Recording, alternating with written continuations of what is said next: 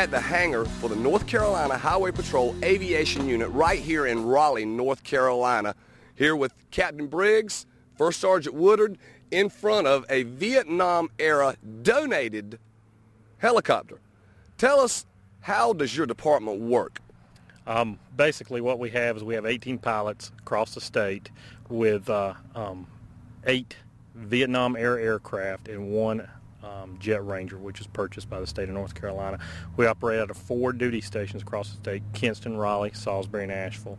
And basically we provide support for the state 24/7, around the clock. Some of the things that we do are search and rescue, manhunts, bank robberies, chases, missing persons. One of our biggest things that we do is go out and find lost elderly subjects or lost children, things of that sort. We do traffic events like today. We're working the state fair over at Carter Finley Stadium, monitoring the traffic from the air, making sure everything's flowing like it should. So we have numerous things that we do across the state. Some things we talk about, some things we don't get into that we're not allowed to talk about, but we have different unusual missions that a lot of people don't realize what we do across the state. Absolutely. Tell us, Captain Briggs, Sergeant Woodard spoke of search and he left out the rescue. I understand that you guys are in the process of trying to get additional funding so that you can do the rescue in. How does that work? Yes, sir. What's happened is that the Highway Patrol annually submits expansion budget requests, and one of the requests was for 4 new helicopters that would have the power, the capability for us to provide the citizens of the state of North Carolina with a limited rescue capability, something that we lack right now and that we feel is very important. We can find you, however, if you're on the ground and you're injured, we don't have the capability to hoist somebody down to you or bring you up out of the brush. We have to, or land a team in to help you out. Who would control that funding that you need? Right now it's gone before Colonel Fletcher Clay, and he's approved that request. The next step is to go before the Secretary of Crime Control and Public Safety, and then it will go, if he approves it, then it will go to the governor's office and then before the legislature for their approval, as I understand it. What you're telling me, Captain Briggs, is that you guys, as a first responder, are able to search, but if you find what you're looking for, you're not able to rescue? That's correct, sir.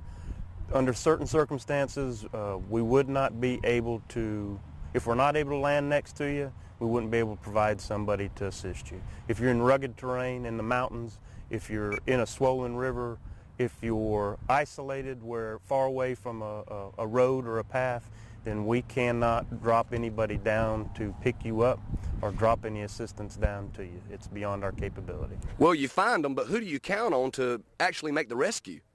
I'm not sure. If it's in a rescue situation, many times we have to try to go through either a military unit, Coast Guard, the Marine Corps Pedro unit, and if they're not available, and they're notoriously not available, then there's nobody there to rescue them. We have to rely on if the ground crew can get to them, launch another complete new rescue attempt when we were already, hovering over top of the victim. Somebody's going to have to make their way up to them, and a new plan has to be created. Trooper Marty Horne, tell us about a typical day in an aviation unit trooper. Well, when you come in first thing in the morning, you'll get the pre-flight, get the aircraft ready to go in case you need it at any time during the day. That way you're ready to go. If we hear something come out over the radio, we can respond to it quickly, or if it's a planned event, we can respond as well. A great ride indeed today with the North Carolina Highway Patrol's Aviation Unit. You can certainly see the importance of this unit, not just with traffic and safety, but how about missing persons, criminal apprehension, and search, but without the rescue.